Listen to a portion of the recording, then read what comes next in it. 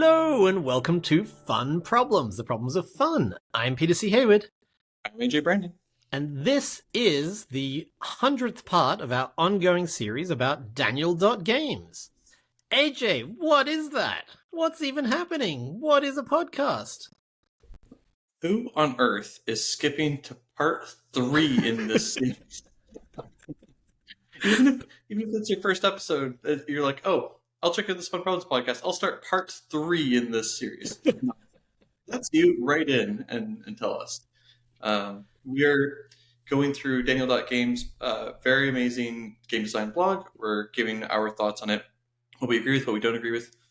And I'm scooching a little closer to the mic for a more... Yes, we have identified one of the audio issues, which is AJ relaxes and leans back away from the microphone. So hopefully this will help.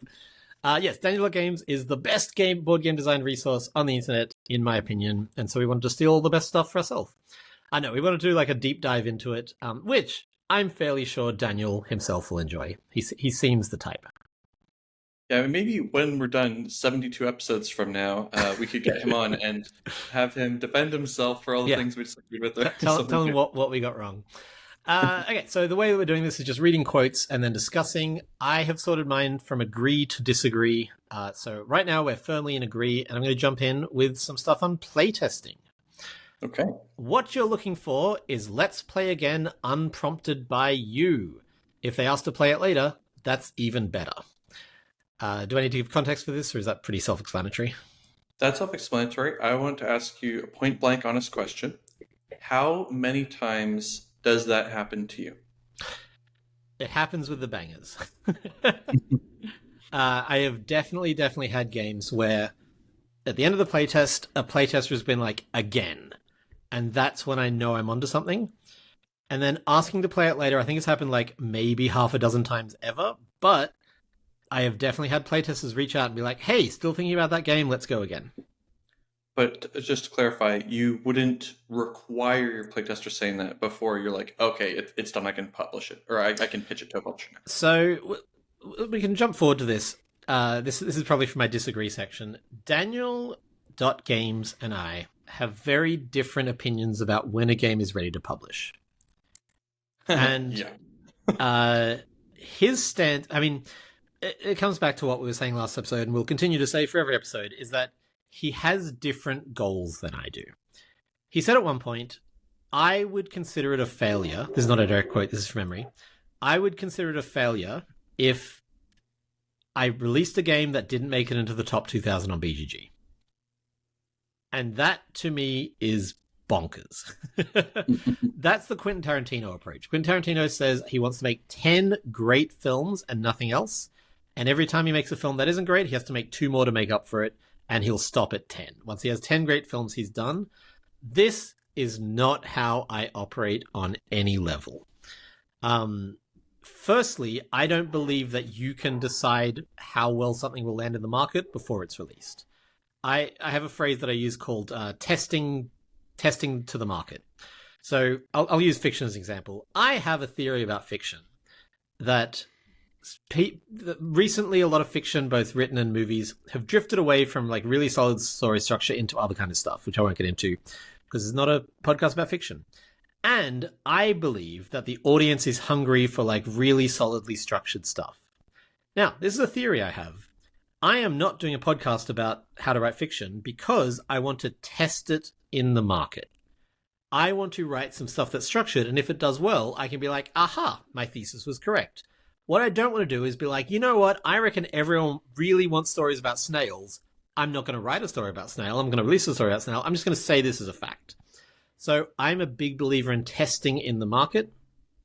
My biggest hit, as we mentioned last episode, is a game called Things and Rings, which I wouldn't necessarily rank in my top 5 or 10 games. Like, I don't love it. I like it. I obviously made it. It's very Peter. People are really connecting with it. I'm very happy that it's doing well. It's not one of my favorites. And if I was Daniel.Gamesing it, that game would never have made it to pitch.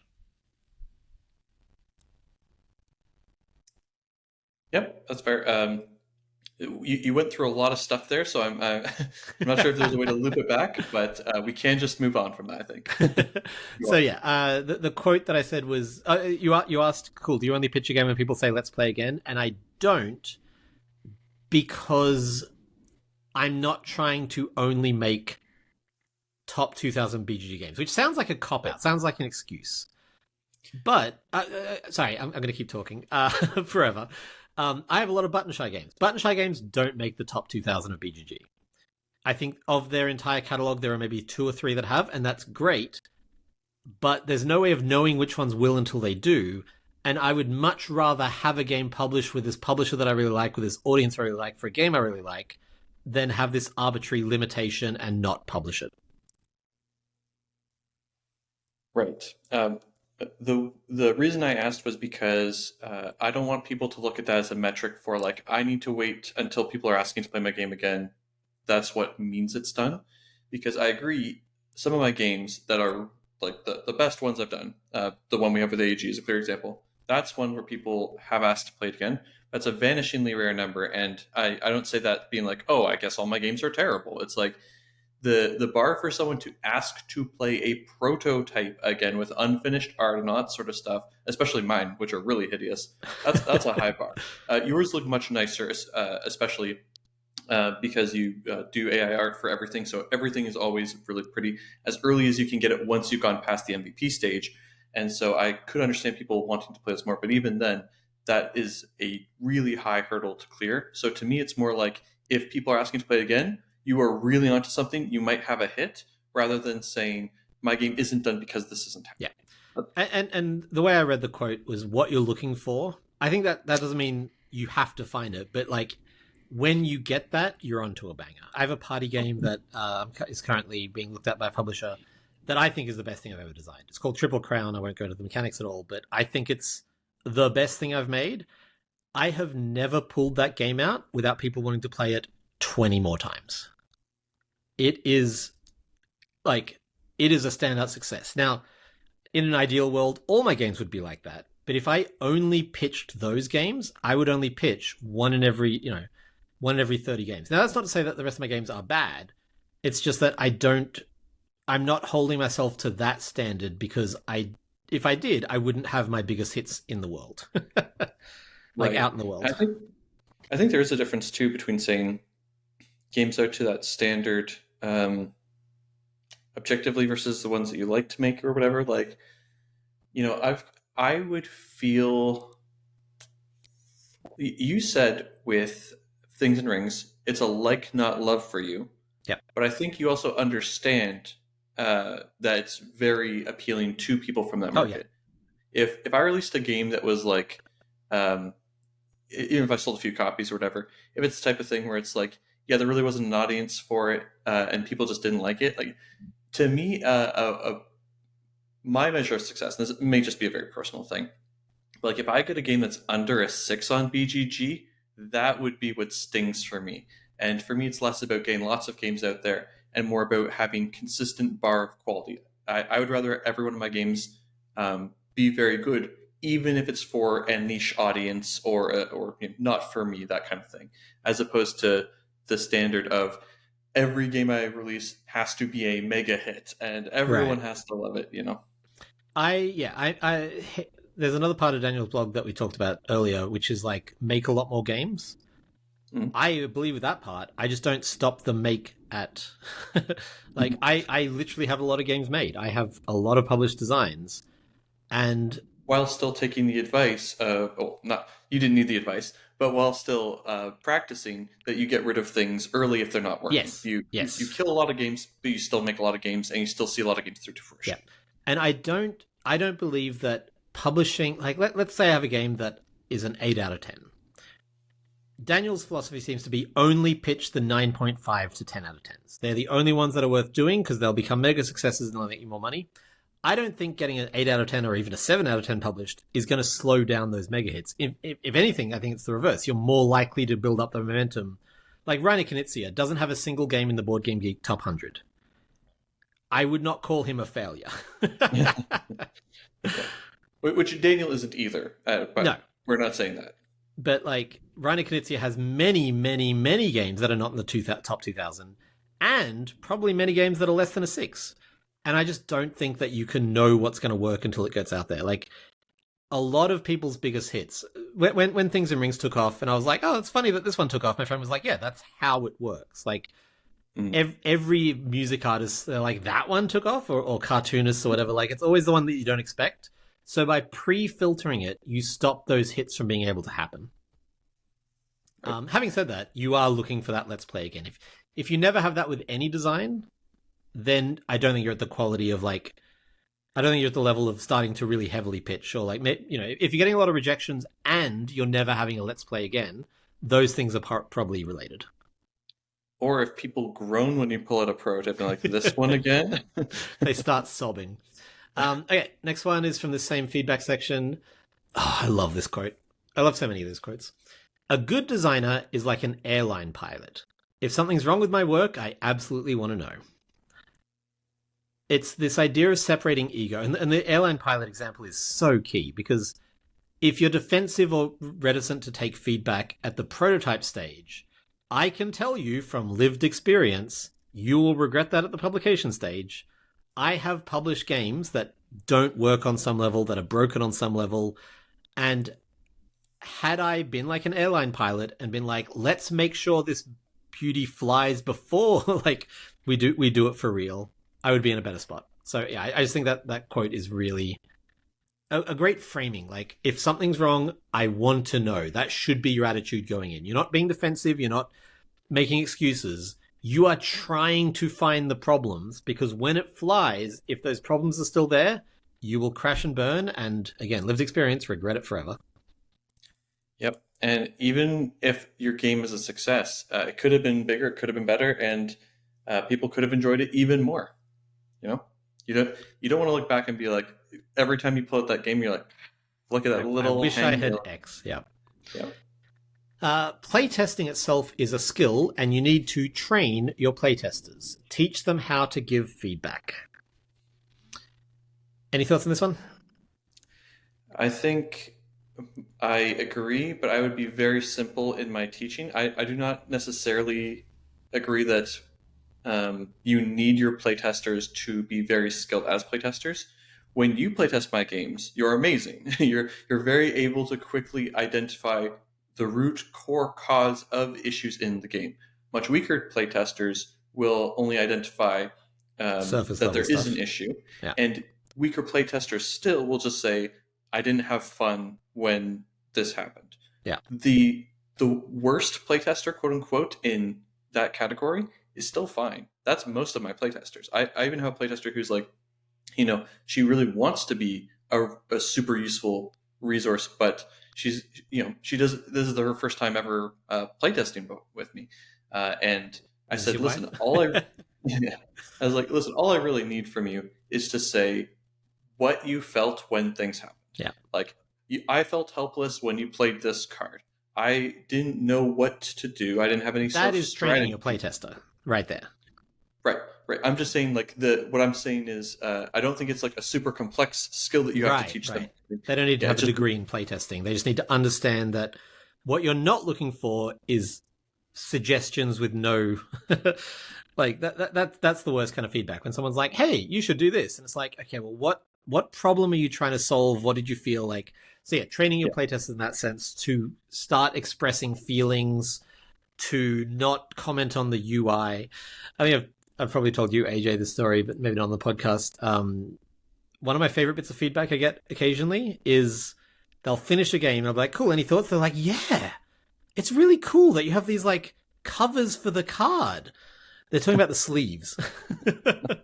They're genuinely excited by the existence of card sleeves. And I'm like, okay, cool. It was useful to see them move the parts around, but that's not going to be a useful playtester. On the flip side, I used to write with a guy. We were screenwriting partners. We don't work together anymore, but we had some fun while we did. He was in LA. He played one of my games, Critter Kitchen.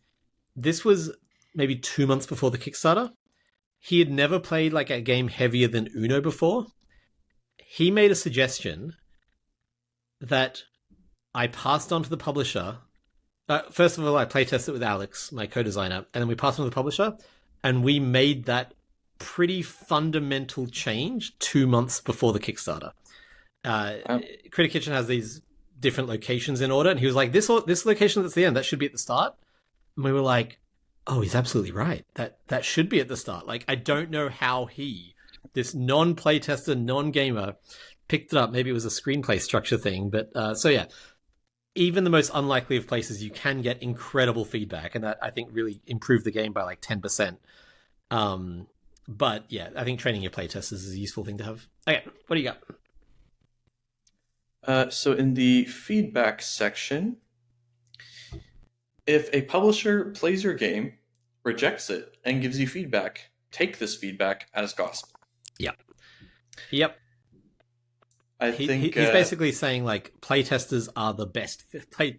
Publishers are the most directly who you're trying to pitch to. Like, take their feedback more than anyone else, because now there are some publishers who, you know, I wouldn't trust their opinion any further than I could throw them. But even the publishers who maybe have not had a huge hit, like, they see so many games and they have such a strong understanding of how it works. Yeah, absolutely. Yeah, they've played thousands of games more than you, assuredly, and they absolutely can see issues that you don't. If you really think that they're wrong, then get another opinion, maybe from like someone else who's in the industry and been very successful, like a different publisher if you know them, or a successful designer or something. But in general, treat it as gospel. Just assume that even if you disagree, you're wrong, and try to figure out why. Yeah. What else you got? Do you have another one for feedback? No, sorry, I burned through all my feedback ones. Okay. Let me see here. We worked out between episodes that he recently rearranged his blog, so our notes are sort of different to the order that it says on the site. So this is going to be a bit of jumping around as we try to get it working. I interrogate playtesters, specifically asking them for negative feedback. I want to succeed. I'm wrong about things all the time, and I want to know when I am. This is absolutely the attitude you need. And if you're playtesting, and if you have someone playtesting you for the first time, I would strongly suggest opening up feedback by asking them about something negative. Make sure that they understand they are allowed to be as negative as possible, and that that's a good thing and that's helpful to you. So if you open the most common question I ask, and I actually don't ask many questions, but the most common we'll ask it to someone who hasn't playtested much before is just, what was the worst thing about the game? What was the most negative experience you had during the game? What was the least fun part of the game? Because even if I know what happened because I saw it, I saw it on their face, I saw what happened. Yeah. Giving them permission to articulate it. Exactly right. So I take a slightly different approach. It's similar, but it's slightly different. I say, like, my general feedback question, unless I'm trying to specifically pinpoint one thing, is what's one thing you liked and one thing you didn't like? And this is for two reasons. Firstly, it's useful to know what people enjoyed, because sometimes it's stuff that I didn't expect. Sometimes I'm on the verge of cutting something and then three people will be like, I like that. And I'm like, oh, like maybe I'll still cut it for various other reasons, but it re-enters consideration as a thing to stay. But also, I think most people are uncomfortable giving negative feedback. So in the same way of giving them permission to articulate it, by saying, what did you like, what didn't you like, they feel better. They feel more balanced. If you're like, hey, crap on my game, some people are going to be like, oh, no, it was pretty good, actually. Whereas if you say, what did you like, what didn't you like, then you're like, oh, cool. They're I've divided this feedback. Now I can compliment the game. It's like a compliment sandwich. It's not for me. I don't care. I don't have an ego in this, but it's about like giving them in a different way permission to say a bad thing by asking them for a nice thing first. Personally, I absolutely hate being asked what my favorite part was, or why that sort of thing, because then I feel pressured to say that I liked something, even if I didn't like something. I am not a liar, but I can be a jerk. Most prototypes that I have played, I would say the average prototype, I'm like, if I was being completely straightforward and completely honest, I'd be like, there's nothing here. This is garbage. You should throw it away. And that's different to there's nothing that I liked at all. Well, there are many, many, many prototypes that I played, and I don't like anything about them at all. Often these are on the earlier stage or whatever, but also keep in mind, it's me. who's pickier than me? Like, Yeah, I'm as picky as you, but I can always find a thing that I liked. then When maybe when I'm. someone decides to make a game, they are trying to do something, right? Like this is why I Yeah, asked that question, what are you trying to do? And even if the implementation is garbage, almost always what they're trying to do has a glimmer of interest in it.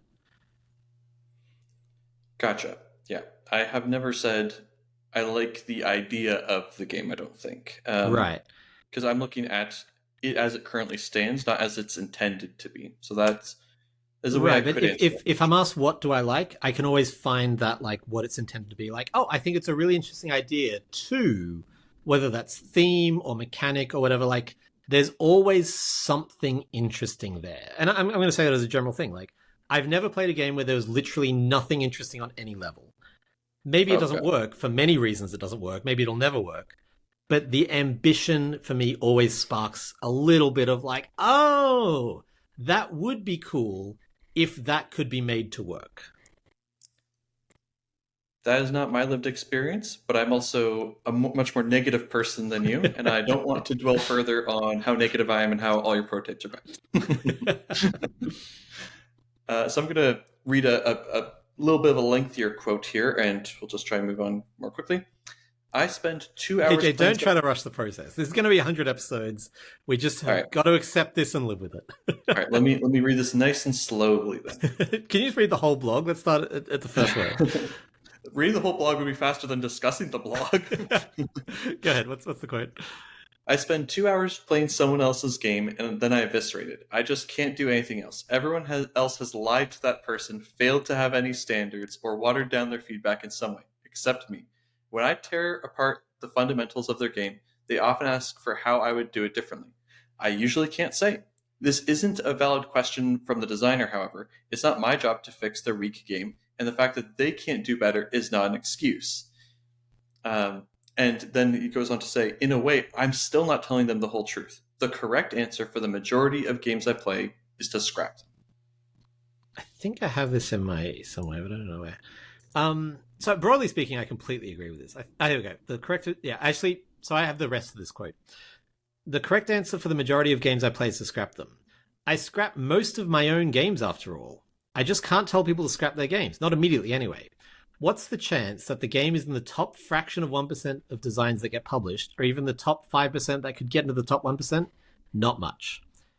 I always took the view that this relative honesty was the best policy, but I've come to the realization that it probably isn't. The key thing that changed my mind is that almost none of these people are going to be successful anyway. So I'm really just being a jerk and ruining their fun. If their game is decent, I'll likely be more helpful. For the rest who have a sub 1 in 1,000 chance of publication, it's best to leave them to their hobby. I put this in my controversial section. I have many thoughts on this. What do you got? Well, I had the rest of the quote as a follow up here as well. I am in the same boat. I am so mixed on it. I think that's why it's controversial because I actually don't have a strong opinion on it. I feel like some people use I'm just being honest as an excuse to be a jerk and to not have to consider someone else's feelings. I try really hard to not be a jerk because it comes so easily to me, and I'm being 100% serious. If you listen to the podcast the whole way through, you might think, AJ, you sound so nice. Uh, I I absolutely have to try very consciously It's a to not be mask. relentlessly critical because to me, being critical is a path forward. I assume It's at some point useful. we've talked. It has a purpose. Yeah, I assume at some point you and I have talked on the podcast about growth mindset, where it's the mindset of trying to improve yourself, and that's kind of how I view everything. Everything I do is through the lens of I want to improve, I want to better myself, and if I'm giving someone else feedback, I want them to get better as well. I The actually was going to delineation. bring up mindset in the previous quote about listening to a publisher. Just to briefly explain, there's a book called Mindset, which is on the fun problems reading list that I've just invented. And it talks about the two types of mindset: a growth mindset, which is, as you just said, like wanting to learn, and fixed mindset, which is not wanting to change because you're already great. And the sort of defining quality of fixed mindset is that they do not take criticism well because they take it very personally as like you are wrong. Whereas growth mindset welcomes criticism at all fronts because that's how you improve and that's how you get better. There's a bunch of different examples in the book. The book is actually mostly examples, which gets quite tedious if you're listening to the audiobook, which AJ did, for which I apologize. I read it, and you end up just skimming most of the examples, but it's a really strong recommend. And the sort of the trick, I guess, the crux of it is that the mindset, it's largely about bosses and like bad bosses or being a bad boss. And a great boss has a growth mindset and surrounds themselves with people who will pick the idea apart. Because at the end of that, the picked apart idea is more improved than the boss who surrounds himself with yes men, who all agree that it's great, and so it goes out with no changes. I'd say that's the crux of the mindset philosophy in the book Mindset. Yeah. And so because I come at everything from growth mindset, to me, I always view things as like areas to be improved. That's why I said earlier that I wouldn't be happy with a game getting less than a 6 out of 10. I'm being a slightly hyperbolic there in that, yes, right. Of course, I can't control the audience and yada, yada, yada. Yeah. But in my mind, having it's the imperfections that drive me mad. And I'm absolutely a perfectionist. I like to describe myself as a recovering perfectionist because I'm trying not to be. But everything I do, I always see the flaws in them and I always try to improve them. And sugarcoating things is not my strong suit. Assessing issues, I would say, is. And absolutely, I can take that too far and I can be too negative. And I try to be cognizant of that, especially when I'm dealing with other people. The way I think about this advice that he's giving here is that it's not universal. To me, you really have to match the advice to where the designer is at. Yes, that's exactly what I was going to say. If I'm playtesting with Peter, I will say unfiltered every single problem and every single thing that's working very directly, and I won't compliment sandwich him or whatever. He doesn't need it. Right. If I'm playtesting with someone who I know is trying to be a serious designer, they're trying to get published and everything, then if I have the same rapport with them as I do with Peter, then I'll do the same thing. But for many of them, I will simply ask really direct questions that sort of get at the heart of it. What is the hook of this game? Is a really strong question to ask someone if it's like, I don't see who this publisher is for, rather than me just being a dick and saying like, this has no chance of getting signed. What is your hook? How strong do you think that hook is? Do you think that's coming across in the gameplay here? I didn't feel that hook when I was told about it. Maybe here's a way to emphasize it if I want to be giving suggestions. And if I'm playtesting with someone who it's their first game, or if I don't know how experienced they are, then I'm going to just address them as though this game is going to publication, even if I know there's a 0% chance of that, because it's more helpful to help them work towards the finished game that they have than to spend all day telling them that they should just give up on what they're doing. Two thoughts. For some reason, I very distinctly remember this was Metatopia 2017 or 2018. I played a game designed by a designer who I knew was had got published games, had multiple published games. And so I was like, look, I could sit here and itsy bitsy all the things that do and don't work about this game. But the issue is just, it's not interesting enough. There's just not enough here to as a starting level for the game. And so I just made a note in our future episodes to do, which is there's levels of designer. And we sort of touched on this either earlier this episode or last one. We're recording all these in a single day, so they're blurring together a little bit, which is that for some people, scrap is absolutely the right call. For some people, you need to learn to finish a game. And so, as AJ said, knowing what level the designer is at is the key thing. The question I ask after every playtest, I've said this before and I'll say this again, is what are you trying to do here? And if it's, I think this mechanic is interesting, I'm trying to explore it, cool. Scrap the game is just flat out unhelpful advice, because by scrapping it, you're not exploring it. And maybe they don't want this game to be published, but by understanding this mechanism better, when they do their next game, they can use that as a starting point, there's different reasons to make games. And so assuming that everyone who's making a game is at the point where they are ready to start pitching is folly. Just doesn't make sense. This quote that I pulled, that AJ pulled, resonates so hard with me. The more experienced I get, the more frustrating I find playing amateur designs. And that's a horrible thing to say out loud. I said this whole blog is sort of saying the quiet part out loud. And this is part of why I love it so much. It's so bold. Because, most, the correct answer for the majority of games I play is to scrap them. That is true if you're trying to be Peter C. Hayward. Most people are not. So you got to find out where they're coming from, where they're at, and then tailor accordingly. But it's true. The answer for most games is like, there's nothing here. Having said that, I'm not God. I'm not omniscient. I have a friend who I play his games, and this literally happened in the last month. I said, look, mate, I'm not going to say his name. I said, look, mate, you've been showing me this game for a year, and the version I liked best was 8 months ago. I think it might be time to move on. And he said to me, oh, I didn't tell you. This game got signed a week ago. I'm just testing a change before sending it off to the publisher for them to start the dev process. And part of it, I think, is that he would show me only the broken versions of the game. Like, he would have a version that was singing and then be like, what if I changed this? And because we had regular playtests, it was often broken. And so I was just getting increasingly frustrated. But I wasn't seeing the versions of the game that worked. And it's a pretty major, like, if I told you, I'll tell you off air, AJ, it's a pretty major publisher that you'd be like, oh, I didn't even know they signed games. So all this to say, like, yeah, the instinct that AJ and I both have is, what are you doing? Just move on. Just stop making this stupid game and keep fumbling around until you find something great and then make that game.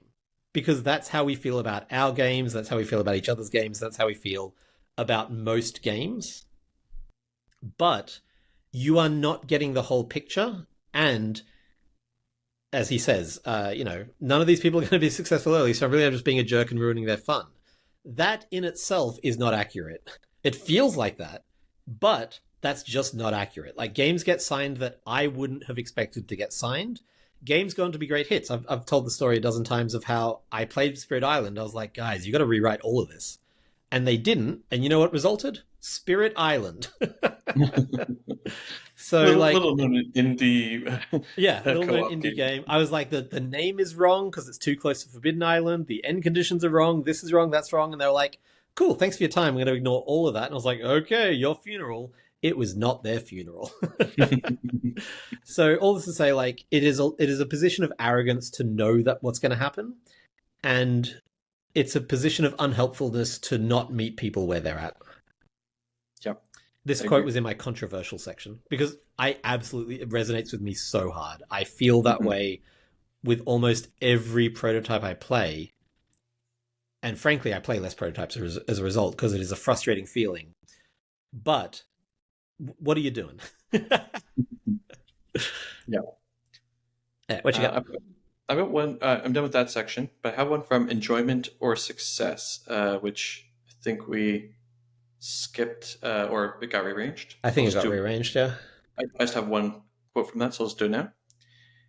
Just because something is an interesting idea for a designer doesn't mean it's going to be fun for players.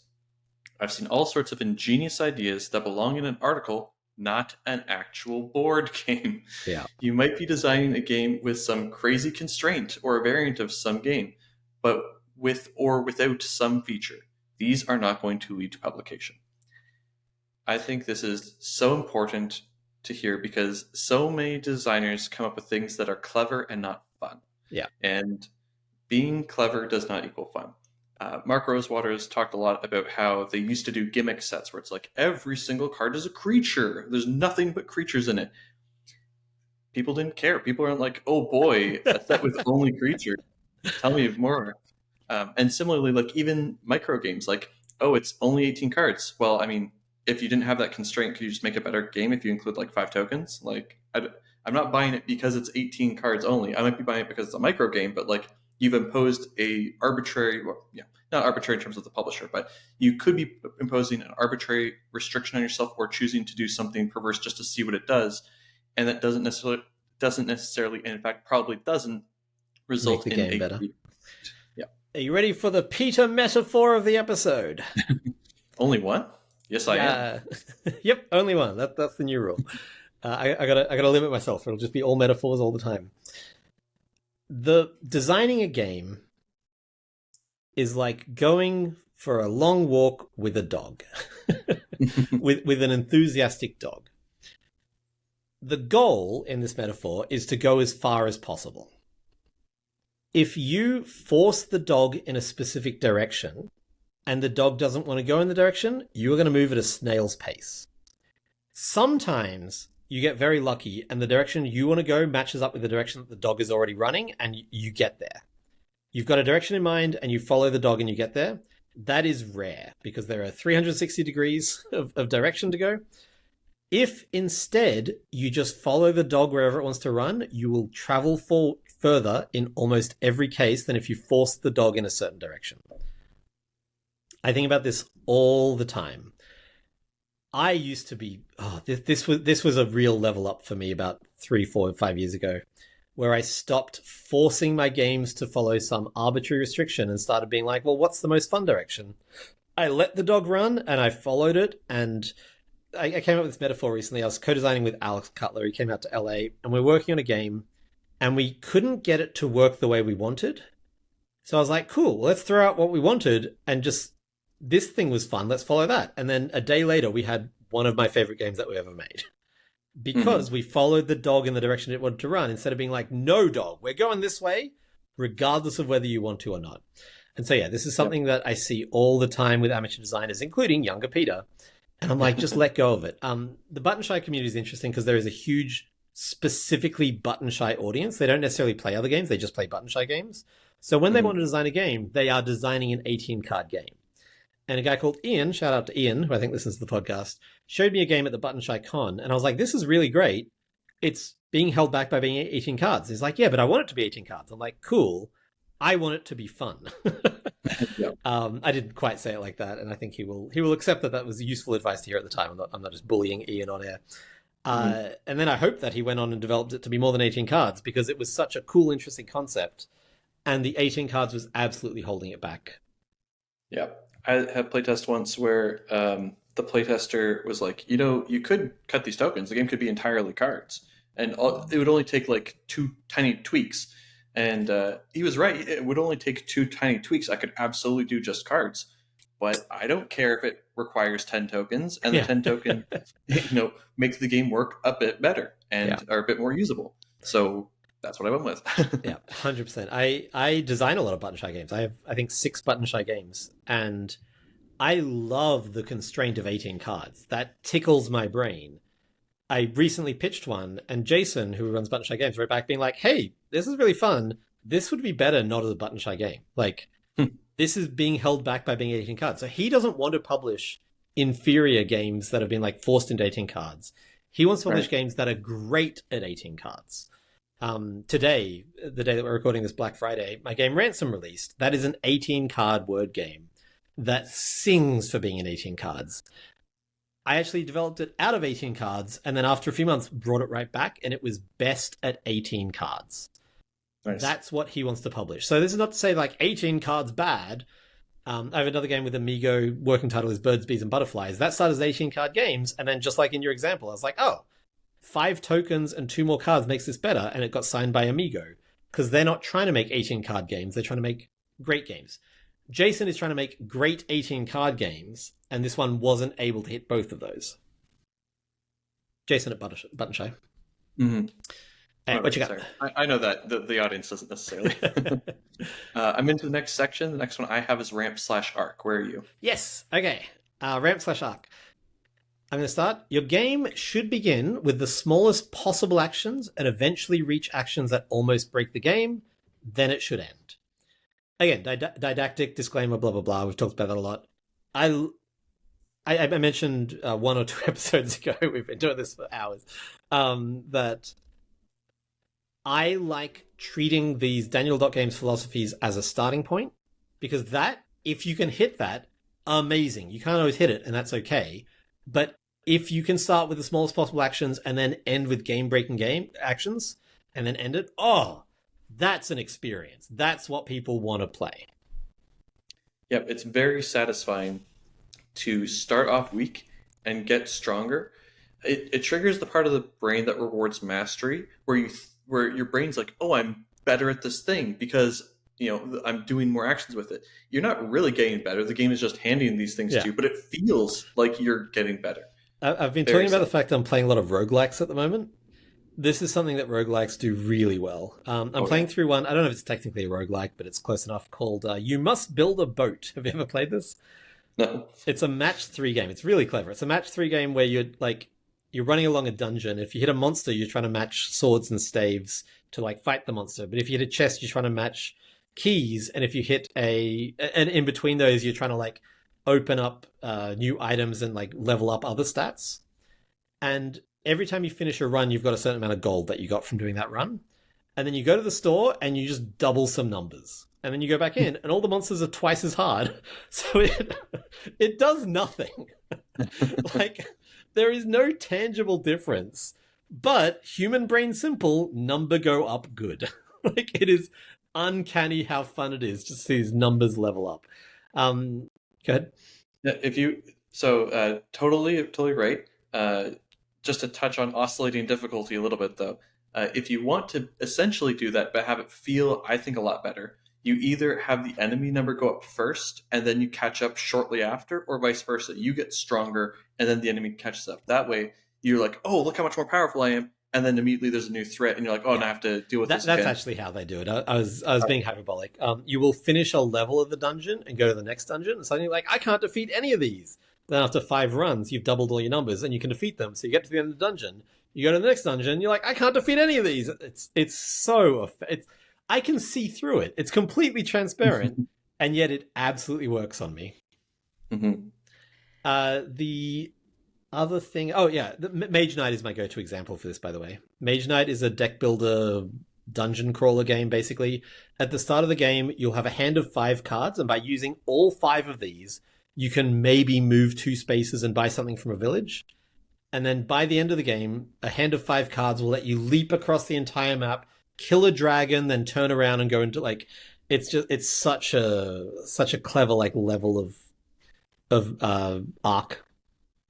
And one common way to do this without even having to swap out components, like in that one, I imagine you're like upgrading your cards. So you like deck build and remove some crappy ones and add in super powerful ones. But you can do this just by being additive. In the Hall of the Mountain King, you're building up this like pyramid of actions, and then when you take one, you go down the pyramid, and each level you get to pick which one you do. There's a lot of ways you can do things like that, where Nar, it's just like adding more and more things to the pile, and then you take an action and you trigger all the things in the pile. Yeah, lots of ways to do this, but yeah, having an arc is really valuable. I'll also add that he's saying here about a progressive arc where things get stronger.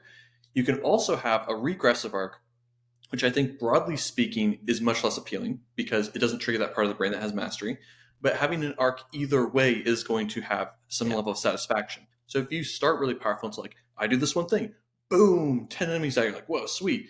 And then slowly things fall apart for you for one reason or another thematically. Let's say you're on a starship and the starship is slowly like being damaged and you can't repair it. Yeah. And you're like, lasers are getting worse and worse and worse. It really makes you appreciate them when they're really powerful, and it makes you feel like there's an arc to the game where it's a lot more satisfying than doing the same action over and over again. Yeah. It's changed in some way. It's become more interesting to you. A great example of a game with a regressive arc is Welcome to. You're trying to fill in all the squares, and I guess a lot of roll and writes, but Welcome to and Patchwork especially. As the game goes on, you have fewer options, and so it becomes more and more puzzly until you're like, oh, I need this specific thing, and it's so compelling. I just want to say again, this blog inspires me. Like, now I'm thinking, like that sentence, your game should begin with the smallest possible actions, eventually reach actions that almost break the game, then it should end. I want to go and make that game right now. That's so exciting to me. He's encapsulated this idea that I love. This really appeals to me as a designer and a player. And by putting it into words, it makes me want to go and make that game. I said, after I read this blog, I sat down and made 5 games. Like, I love it. Yeah, if you read the back of the box and it says, by the end of the game, you're breaking it. Like, yeah. That sounds pretty interesting. That sounds exciting.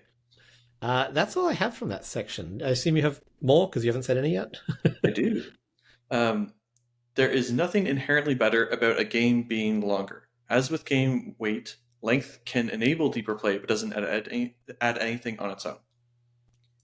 So I obviously, caveat, TI is the obvious counterexample, but broadly speaking, agree. And no, I think he's saying length doesn't inherently add something. In TI, length is not inherently adding something. Length is enabling what it's trying to do. Sure, sure. Um, And then he quickly follows it up with a good game ends one turn too soon, which is the thing I want to dwell on. yeah, Uh, I think that is such amazing advice. Whenever I finish a game when it's early, I'm always like, did it drag a little bit? Just cut a turn. Even if you're like, it didn't drag, try cutting a turn anyway. Most of the time, it's going to make it more fun. The only time I add length to a game is if it finishes before I got to do the cool, exciting thing. If you're doing a tableau builder, like I imagine you're doing polyomino building or whatever, and you have like 5 pieces that you took, and then the game ends, you're like, well, I didn't really get to do enough with that. Add one turn at a time until you're like, that felt very satisfying, and stop.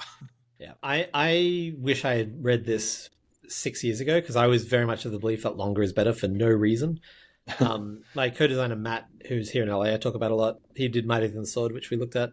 He's very good at this. He's always like, cool, let's try it with one turn fewer. And I'm like, what? But it was fun. He's like, yeah, let's try it with one turn fewer. Huge improvement. Interestingly, you and I had you and I ran into a issue with that AEG game where it was ending too soon. And that might be because we were overly implementing this, but I've never encountered that except for that one time. So it was interesting to like reverse a bunch of our systems and try to solve it that way. I think, not to bore the listeners too much with this game that they don't know, but I think what They happened will. there was they sure will. We're not going to shut up about it once it comes out. I think what happened there was we expanded what a turn was more and more. Before, it was designed so that each action was extremely atomic. It was like, I move. That's it.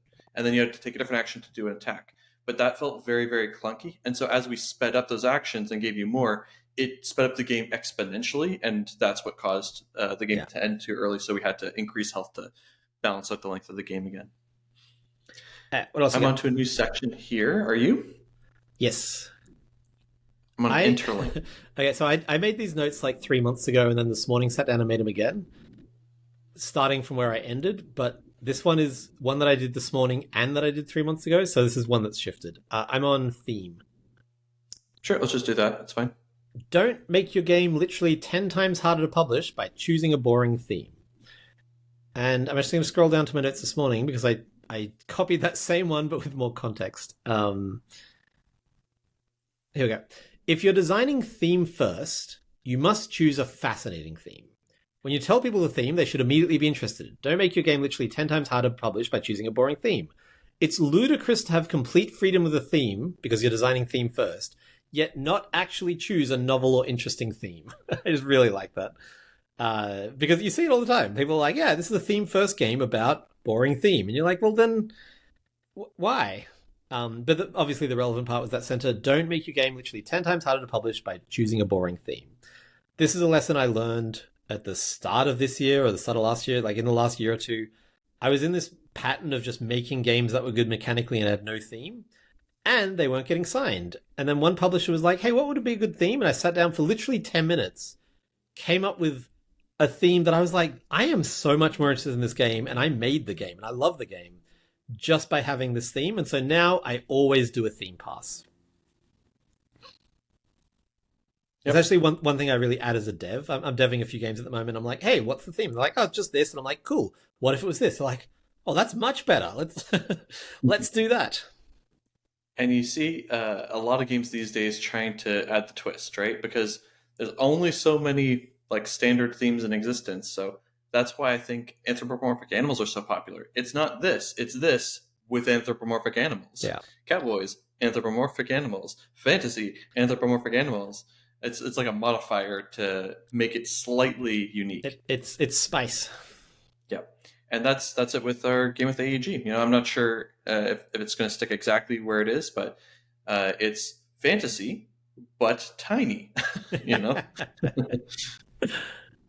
I got more from this section. You got any? Keep going. You're good. I don't just want a pretty pirate-themed game. I want to feel like a pirate, roaming the sea, attacking other ships at will. This is so key. And this is, again, something that I've been really, guilty of in the past. Don't just add I think I've told this story before. Someone emailed me the game pitch, and I was like, it was a racing horse game. And I was like, hey, this seems interesting, but I'm not going to publish a racing horse game. Email back, like, oh, what kind of themes do you like? I was like, well, I don't know, I like time travel and I like ants. Half an hour later, he sent back the same game, but it was now time traveling ants. No. Why is that bad, AJ? Because if your game can be repasted that easily, it means that it's not integrated enough and you're not going to actually feel like time traveling ants. And also, you like time traveling and ants. You didn't say time traveling ants. All kinds. And the fact that it was so quick meant I was like, okay, put no effort into this. I don't like time travel because I like the words time travel. I want to experience time travel in the game.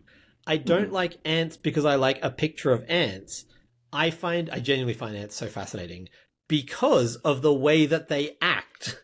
You can't just add ants to any game and be like, it's ants now. You know, I don't just want a pretty pirate themed game. I want to feel like a pirate. It's so important that I call it checklist thinking. Hey, AJ, we're in Peter's metaphor of the episode. I call it checklist thinking, where you're like, I need to do these things, so I'll quickly do them so I can check them off. No, you don't want to pick a theme so that you can check off picked a theme. Picking a theme is not a checklist item. It's a core, like there's more to it than just add theme. Yeah. The size of the theme should also match the size of the game. Do not try to attach a big story to a small game. This one's interesting because I could find some pretty easy examples of this, but I think generally speaking it's true. Like you might find Lord of the Rings fun as a theme. That doesn't mean that your Uno variant should be Lord of the Rings themed. Like it's not going to feel epic. There's so many counterexamples though, like you said. But I think specifically, like we're looking at through this section. This section is how you want to make sure that the theme matches your mechanics and everything. And the best shot you have of giving yourself the ability to do that well right from the start is to pick the scope of game that matches what you're doing. Lord of the Rings is a very epic feeling series. It's going to be very hard to make Uno feel epic just by putting Lord of the Rings on it and maybe a couple of powers. Yeah, Patchwork is an even better example. Like you can't make Lord of the Rings Patchwork because Patchwork is a perfect theme for that game. You're doing little, like it's a cute little thing. The example he lists, I didn't write it down, is Azul. He's like, in Azul, you are laying tiles in a bathroom floor. That is an appropriate size theme for that game. Because that game is about small, meaningful actions, not like big sweeping victories. Right. Okay, this next one I selected because I personally really agree with it. Are you ready? Sure. I'd like to play a game about running an ant colony. You actually said that? Yeah. Yeah. I was like, I want that. I'm going to write that down as a thing I agree with. That's all I got for the theme section. Well, we'll have an expansion for our AG game if it's successful at some point. There will definitely be ants. What you got? I don't have anything for theme. I think to me, like all those were like things that we already talked about that I didn't feel the need to cover them again. If I go back up to my previous notes, I have one more. Turning a real-life feeling into an actual game is extraordinarily hard, but you only need a small amount of that feeling to come through in your game for it to be an amazing board game. This is not done by slapping a theme on your game rules, but by carefully choosing game rules that bring out your theme. Yep. I think this whole section is actually like really A+, writing about theme. He uses the example of how does it feel as a kid to go to the fairground? There's so many options. You can do this, you can do that. Cool. If you can capture just that feeling into a fairground game, you've nailed it. You can't capture the feeling of being on a roller coaster. It's a physical impossibility in a board game. So don't try to capture the whole experience, but like identify a feeling. There's a sitcom writing book. I can't remember the name of it. It's really good. It's by a woman who wrote for Everybody Loves Raymond. And her writing process, she had to write a Thanksgiving episode. So she sat down and wrote out a mind map of feelings and tactile experiences. And she landed on getting up in the middle of the night and going to the fridge and like eating some Thanksgiving leftovers, something like that. And from that feel, like that gluttony feeling of like you're asleep in bed and you get up to eat, and like the guilt and the deliciousness of the taste, like there's just a whole bunch of really tactile, aesthetic things that she just captured that. And then she wrote this episode of Everybody Loves Raymond where that was the end. Like that's the climax is a character essentially does that. And it's built up by saying everyone's on a diet. No one wants to be on a diet, but everyone's on a diet. and the person who's forcing them to be on a diet at the very end of the episode gets up and sneaks down and eats ice cream, and the rest of the family come in and find her there, but rather than critiquing her, they all sit down and eat ice cream with her. It won an Emmy. Like, this is an Emmy award-winning script that came from this feeling, this like tactile feeling you have. How can you recapture that? I think this blog is incredible. Yeah, I want to be specific with some examples for this, because I feel like a lot of designers out there might not quite be able to grasp what you're saying. In Magic the Gathering, they had a recent set that was a horror-themed set. They have to make a horror set using mechanics that function within Magic. And it's already hard enough to make a horror game feel like a horror game, right? Yeah. So what they did was they included mechanics like impending, where you play a creature and it's not actually a creature yet. It just sits there and it does some small effect, but every turn it ticks down. It gets closer and closer to coming with this giant monster. You have to watch it slowly come up, in that feeling of dread there. And then they have a different mechanic, Manifest Dread. And that's, you take a card from your deck and you put it into play face down. The opponent doesn't know what it is, and you can pay its cost to just flip it face up whenever you want to. And so again, there's this feeling of like, well, I could attack, it's just little. But what if it's that giant monster that they're going to flip up? Yeah. Really good way of getting that sort of like unease and uncertainty feeling in the game. Yeah. Social Deduction probably does this best. Like, werewolves aren't real. I'm sorry if you were sitting at home thinking they were real. But the idea of werewolves is you don't know who to trust. Like that, or Mafia or whatever. Like, it could be any of us. And that game captures that feel. Like, it doesn't capture the feeling of fur growing from your skin or being eviscerated or anything like that. But it does capture that, like, one of us is not right. Who is it? I can't trust them. So good. I had a horror game that's been shelved for a little bit, but the idea of that one was you have a certain number of actions you can take in a turn, and you just pick whatever you want to do. But when the monster's chasing you, instead of choosing, each of those actions is represented by a die. You have to roll the dice and get the combination that you need to do the thing, to simulate you like panicking and not thinking clearly and not doing things right. And so you're doing this under time pressure, trying to do this, and that did exactly what I wanted. Immediately after playing, one of my playtesters said, I felt like I was jingling with my keys, trying to get the right one as the monster came up and I was trying to unlock the door. That's great. So yeah, I just think this one of like, try to find one small... it's so good. You only need a small amount of that feeling to come through for your game for it to be an amazing board game. Yeah. All right, let's do one more section. What you got? I've got one quote that is kind of enormous to me, at least. Okay. Interlink. If you can't interlink, then your game probably doesn't have enough systems. Ooh. If you don't interlink, your systems are just self-contained or easily solvable, or just totally random, or you end up with rock, paper, scissors, the prisoner's dilemma, or many other known and basic problems. Agree or disagree? Where are you coming out with this? There's actually a follow-up to this one, not in this section, but very, very similar, where he says that effectively all depth comes from interlinking systems talking to each other. Yeah. And this is, I think, the thing that I need to chew on the most, that I have less of a strong opinion on right now. And the more that, if nothing else, this really got me to think. I talked last episode about how I need a core tension to build everything from. And that tension is often the interaction between systems. Or I find that core tension and then I attach systems to it that bring out that tension. I'll use Critter Kitchen as an example because it's been 17 seconds since I talked about Critter Kitchen. Critter Kitchen came from this idea of, I have 1, 2, and 3. My 1 goes first, but only takes 1 thing. My 2 goes second, but takes 2 things. My 3 goes last, but takes 3 things. You have 1, 2, 3. We simultaneously place them, and we're racing for stuff. That's the core tension that every single part of Critter Kitchen is built from.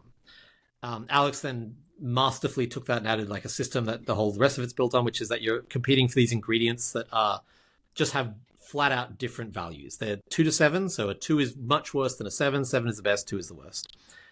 Each location has 3 things out. You choose where you send your 1, 2, 3. That's the core tension. It's like, okay, I really want that 7, so I should send my 1 out.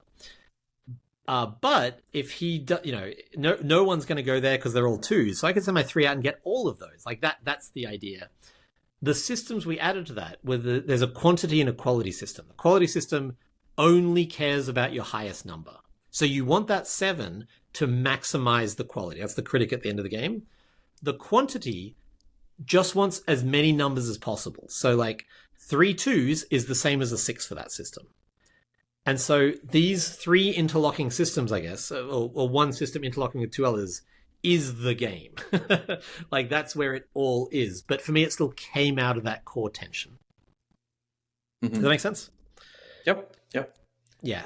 I think the thing we were talking about earlier too of like, instead of saying get 3 fruit, get 1 fruit per tree is inherently 2 systems interacting.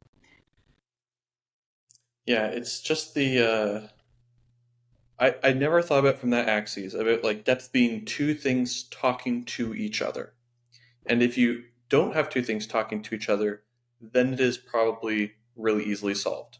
Yeah. You need the complexity of these 2 different systems to think about.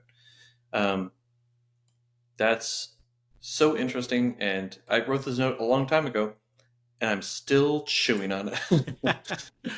I have something from, I think, the next sentence. Many games revolve around a giant interlink between 2 systems and it works. A typical combination is to have one part of the game be spatial, the other to be a competitive resource gathering area that isn't spatial.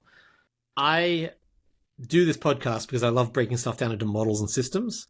I had never thought about this way before, and that's genius. I could name a dozen games where you compete for resources, then you put them into a spatial system.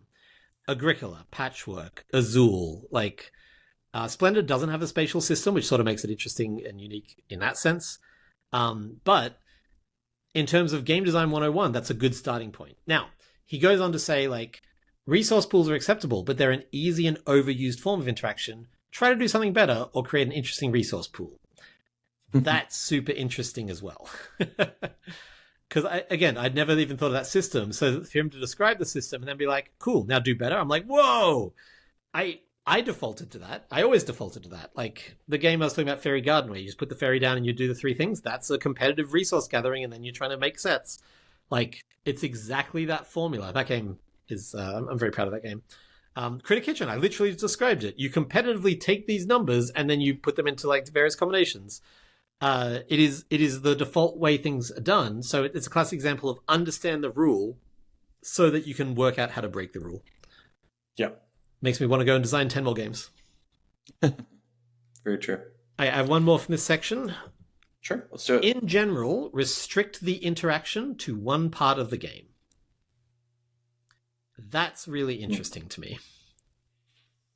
Now, TI is our go-to exception. Like, TI has interaction in every part of the game because that's not trying to make a Daniel.Games game.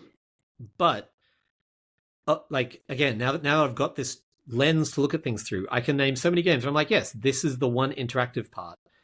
And it means that you can pre-plan. It means that you can build. It means you can do a bunch of stuff. It is restricted, and that is to its benefit. It's a really useful tool. I don't remember this line, and I'm just trying to think of examples of games that don't follow it that I like that aren't TI, now that you just said TI. I was going to say TI. What's that sailing game you like? The Japanese sailing boat trading game? Traders of Osaka. Yes. What's the interaction points there? You've got the storms or whatever it is, the track that you're going up? Yeah, so I'll just briefly describe it to listeners. So it's basically a gamer's ticket to ride. Each turn you do one of 3 things. Those 3 things can be either reserve a card, which means it doesn't exist to the other players, it only exists to you. 2, you can pick up a card from the central row. It goes into your hand, and it has a couple different effects. 3, you use cards from your hand, and the number on them is now currency if they're in your hand, and if they're on the board that you're trying to buy, they are cost. And when you buy at the row, every single ship that matches the suit, the color of one of the cards you bought, moves ahead. If a ship moves all the way to the end, then it scores. And if a ship scores, then there's a couple tsunami zones where if a ship is there, then they will crash. So there are a ton of interaction points there. You have interaction points when you reserve cards, of course, because then they don't exist to other players. You're taking from a common resource pool, basically. Yeah.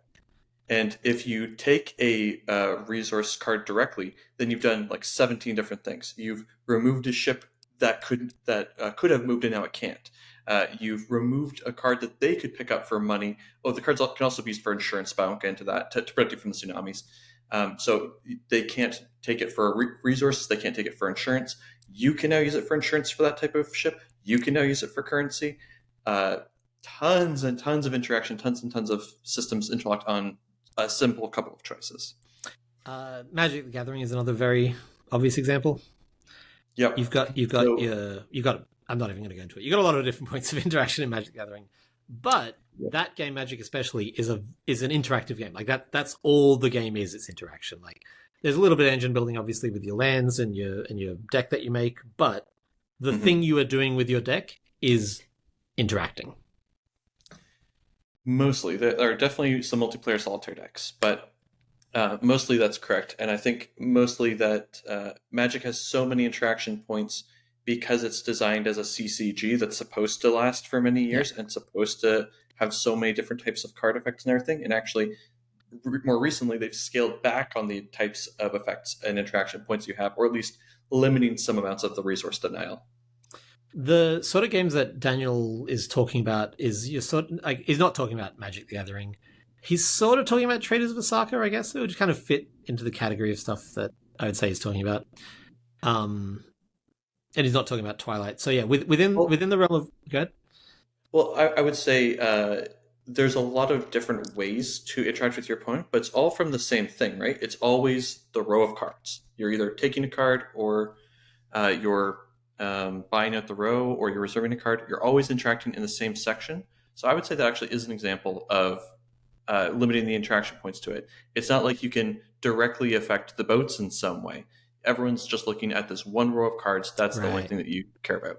So yeah, I think that's a good identify a good model that he's identified there. But why do you think it's a disadvantage to have more interaction points than that? Does it just muddy the game too much? So the thing that I said earlier, I'll just repeat, is that it means that it's sort of like you were talking about earlier, of like the board state changes too much between turns. Your state changes too much between turns. Like because he would, I guess he designs 2-player games, but I think he would probably agree that like 2 to 5 is the best player count because it's going to sell the most. Maybe not. I guess he's only done a 2-player game so far. If I can't trust my own stuff before the round comes back, like I just can't possibly plan. In fact, he goes into this explicitly later where he's talking about like, if I have my gold stolen from under me, cool. I can't even think about my turn until it's my turn again. And he mentions that with Radland specifically, he made the hand a no-go area. You cannot affect the other player's hand. A, because it means they can always kind of catch up and come back. And B, so that you can always have an idea of what you can do on your turn, even in a 2-player game. So I would say that the main thing is just that it stops you from being unable to keep up with the board state. Does that make sense? Right. I know we're going a little bit long here, but just because you brought up, I want to dovetail into safe zones. Go for it. Even in highly aggressive games, some things should be off limits for interaction. I need some kind of area where I can plan things and not have them destroyed. Yeah. Personally, I would strongly suggest that I'm no longer coining. Personally, AJ would strongly suggest having resources / the core fundamental ability to play the game off limits. So like maybe you can steal some like wood from me. Okay, but like if it's a hand management game where my hands are the actions that I play to play the game at all, then you don't mess with that. You can mess with things that I have done in the game, like I collected some resources. That's okay.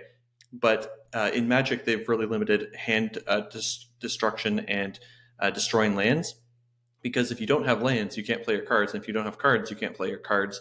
And therefore, both of those strategies, if you go too hard in that direction, will prevent the other player from basically being able to play the game at all. And is not very fun for either player in a lot of cases, but definitely not the players being screwed. I would say your engine should, generally speaking, be off limits. If you're making an engine building game and you've worked towards making your engine, don't have it be taken away from you. Yeah, I think the counterexample to that would be just very combat-oriented games, which are if you control this area, you get a troop every round. But again, that's not attacking like your infrastructure in the same way that attacking an engine building game would be. Exactly. Cool. Anything else from that section? Well, now we moved into player interaction. I just have one more thing. Go for it. Player interaction. As far as I'm concerned, there's a minimum level of interaction a game needs. Things like competitive objectives are not sufficient because they don't actually affect the players. A shared central resource pool is just enough, but otherwise players should be able to understand and affect the other players through this pool. Otherwise, this interaction just randomly affects other players. I call this resource pool solitaire. It's like a group of people playing basketball in the same area as people playing tag. They bump into each other and affect each other's games, but not in any intentional way. Do you have thoughts on this? Again, I love this as a platonic ideal. I could name a bunch of games that break this rule and I really like. Like Welcome 2 is one of my favorite games to teach. I just love teaching that game. I think it's super fun, super accessible. It only has shared goals. That's what it does. I've got a game coming out that has no shared interaction at all. It's purely like it's a roll and write. So we've got a common pool of dice, and we're all doing our own thing. Sunshine City does the same thing. So that's not to say like every game should be this, but I agree that this is a great like thing to strive for. And if you can hit that, obviously depending on the experience you're trying to make, then A+. Right. So where I land is for my personal taste, huge agree, and I think it's a very interesting way to look at it of it being sufficient.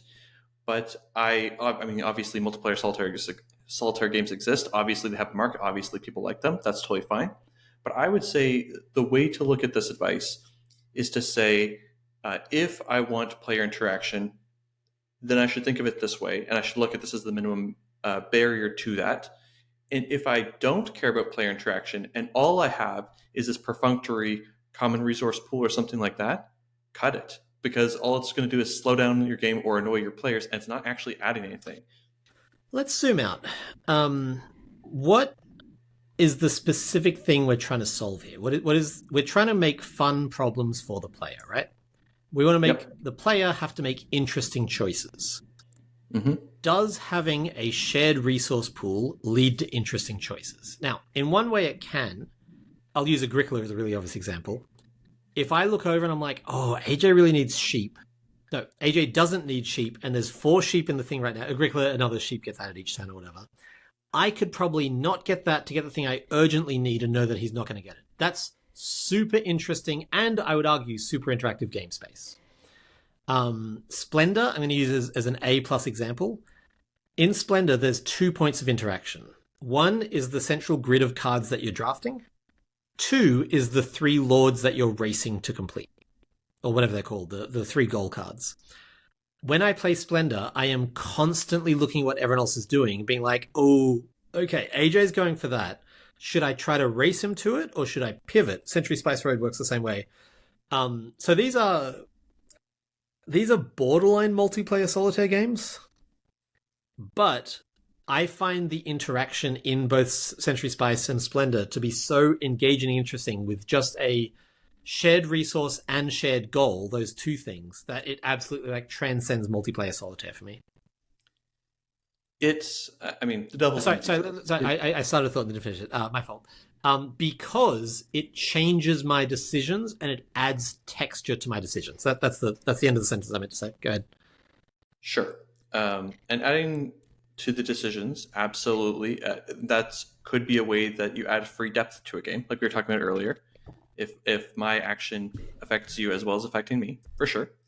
I think it can lead a lot to random I get screwed situations, because a lot of the time, a lot of these games are more the kind of thing where players aren't thinking about what other people are doing, particularly ones aimed at more casual audiences.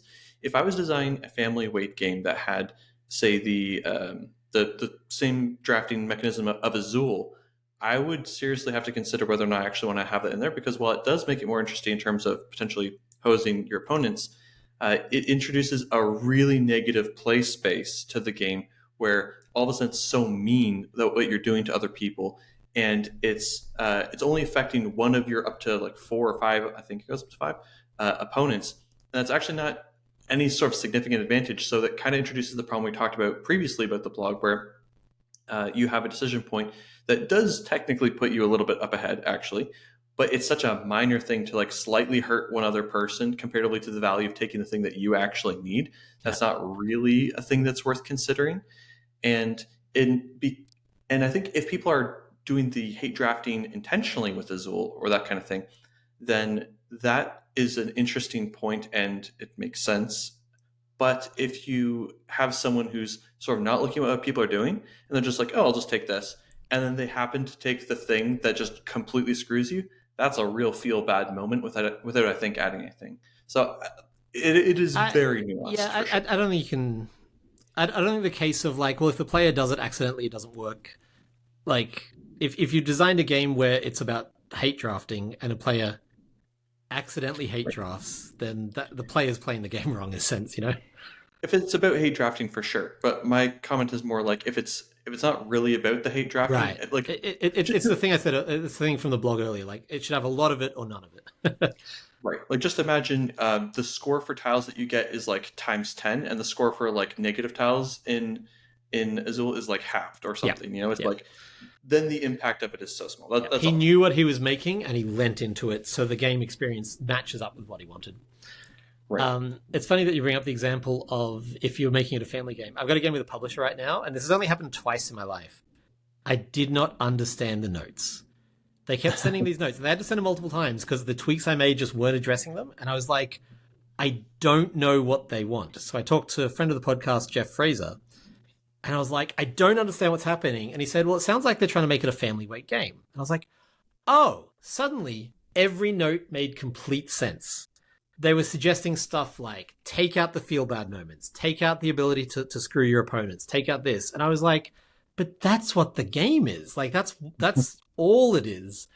And once I realized that they actually just wanted the central mechanism, but not that feel, because they haven't even confirmed this, but like, now I know what, now I can understand the notes and implement them because they're trying to make that family weight game. It's just funny that you brought up that specifically when that happened to me in the last week. Cool. Okay. Any other thoughts before we wrap? No, let's call it there. Do you want to have some fun? Do I ever? So yesterday was Thanksgiving here in America at time of recording. What, if any, are your family's Thanksgiving traditions? Because you guys have your own Thanksgiving. We don't have any Thanksgiving traditions. Let's broaden it out. What's your favorite family celebration tradition? Favorite family celebration tradition? I am such a boring person, Peter. I don't like to celebrate things. I don't even celebrate my own birthday. You celebrate my birthday? I said happy birthday to you. Does that count? That's pretty celebratory. I'm gonna answer a different question instead, but you can answer this one. Go for it. That's just so I don't have such a boring answer. I'm gonna say what I'm most thankful for at this moment. Oh, okay. What are you most thankful for at this moment? At this moment, there's definitely a lot of better things in the world and a lot of better things that happen to me. But in this moment, I'm most thankful for Spider-Verse. Because Spider-Verse opened the floodgates for other animated movies to do cool things in different styles. And what did you just watch? You told me. Arcane. Arcane, that's right. Arcane Season 2 definitely has Spider-Verse to thank for it. And so does almost every animated movie that comes out these days. And I love the cool visual styles and everything. Is vastly, as a result of Spider-Verse, I bet it's made it much easier for all these different companies to do a lot of cool different art styles. And it's awesome. Have you seen Bad Guys or Puss in Boots, The Last Wish? I've seen both, and I loved both animation styles. I was going to say, animation both of those is very clearly Spider-Verse-y and also exceptional. Did you see the TMNT movie, the new one? Yes, I did. With it's almost like claymation-y. Yeah, that one, I love the animation style even more than those other two, but I like the movie a lot less than the other two. I put that one on and spent the first minute or two being like, wow, this is a bold choice to have no visuals on the screen whatsoever, just sound. The app wasn't working. I'd heard all about the bold choices, so I was like, wow, they're really doing it. That's amazing. Then my housemate walked in and was like, Hilarious. But I did enjoy that. You're right. The movie, it was funny though. I don't remember now, any of the jokes, but I remember really laughing at that. That was the same year as the Adam Sandler one, Leo. Did you see that? Oh man, I thought that was the most boring, unfunny movie. I had to stop it pretty quickly. I found it hilarious. I really liked that movie. There's a bit where like they enter a musical number and there's all these like dancing clocks or whatever, like arms and legs, and the musical number ends and the clocks just stay around. They're just like, I think one of them like asks for a tip or something, and they're just like in this. I found that so funny. I really liked that movie. I'm going to talk about what I'm most thankful for is my girlfriends. I assume we've talked about on the podcast. I'm polyamorous and I have two girlfriends. I love them both so much. They make me so happy. I'm a very happy man. I don't think you And said on this podcast, but I've said on podcasts, the podcasts are all the same to me. And then celebration. In Australia, Christmas is in the middle of summer. So we have a very different Christmas experience than people in the Northern Hemisphere. right? And the Christmas, like for me, Christmas is cold cuts, shrimp, and cherries. Like those are Christmas foods. And it doesn't feel like Christmas unless I have those. That's so weird. Do you like decorate with Christmassy things like Christmas lights and Yeah, all the things. We still use a freaking, what are they called, Pacifrus tree, whatever it is. Oh yeah. Yeah, all the stuff. Our postcards, our Christmas cards have snow on them. It makes no sense, but yeah. Do you make snowmen out of sand or something? No, nothing like that. We don't really have snow in Australia. We have it like up mountains, and that's it. I lived in Toronto for 4 years, and so snow is an experience that I'm okay with having visited and then left. Yes, I definitely don't love it. Not my favorite part about living in Canada, but Also, you live in a very snowy. I say very snowy. I think I visited while there was snow there, so I'm like, it's even snowier than other parts of Canada. no, it is really snowy. We're off a lake. It's not great. Ah. But luckily, my driveway is only the size of like 1.5 cars, so it's not too bad. That is everything. Thanks so much for listening. We'll be back next time with possibly this, possibly more of this, or possibly something else. Bye. See you guys. Thanks for joining us. You can follow us on Facebook or Twitter at Fun Problems Pod, or reach us via email at funproblemspodcast@gmail.com. We'd love to hear from you, and if you enjoyed the podcast, please tell a friend.